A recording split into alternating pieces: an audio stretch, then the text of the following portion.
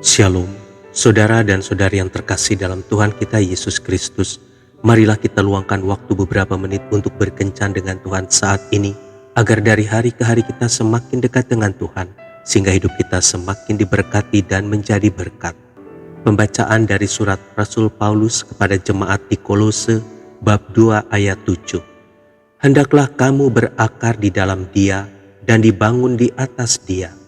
Hendaklah kamu bertambah teguh dalam iman yang telah diajarkan kepadamu, dan hendaklah hatimu melimpah dengan syukur. Demikianlah sabda Tuhan, syukur kepada Allah. Saudara dan saudari yang terkasih dalam Tuhan kita Yesus Kristus, pohon kurma bisa dikatakan sebagai pohon yang cukup istimewa, sebab dia tumbuh di wilayah yang tandus, gersang, dan tidak jarang mengalami badai yang ganas. Pohon kurma adalah pohon yang tahan banting dan mampu hidup di tengah kesulitan. Mengapa demikian?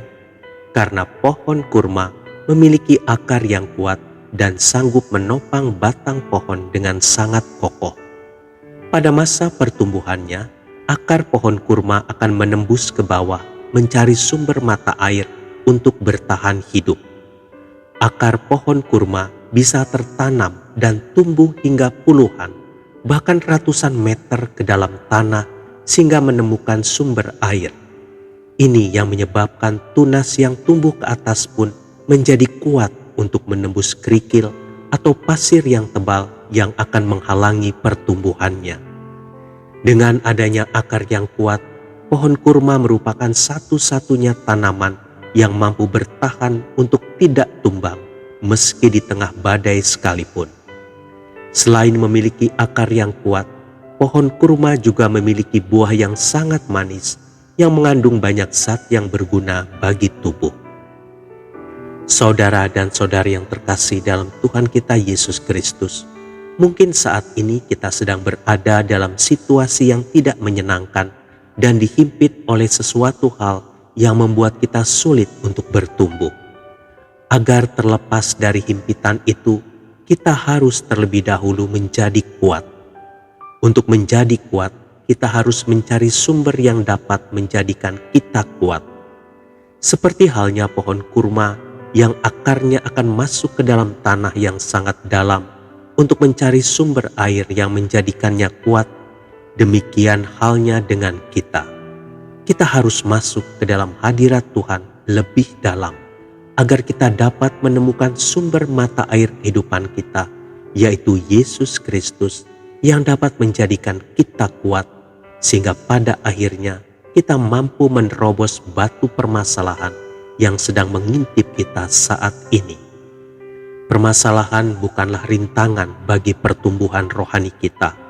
Sebaliknya, dapat menjadi alat untuk memacu pertumbuhan kerohanian kita.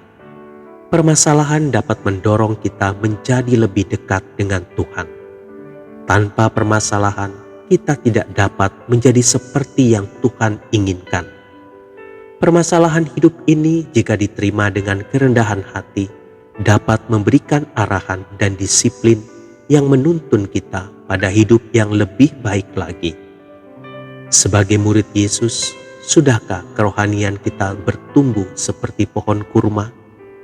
Dalam menjalani hidup yang penuh ujian dan tantangan ini, tidak seharusnya kita mengeluh dan menjadi lemah. Sebaliknya, kita harus semakin kuat dan hidup dalam kemenangan senantiasa, meski di tengah situasi dan kondisi yang penuh tekanan dan ujian. Tuhan Yesus memberkati. Marilah kita berdoa dalam nama Bapa dan Putra dan Roh Kudus. Amin.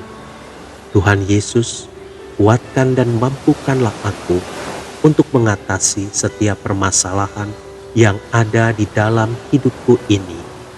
Amin. Dalam nama Bapa dan Putra dan Roh Kudus. Amin.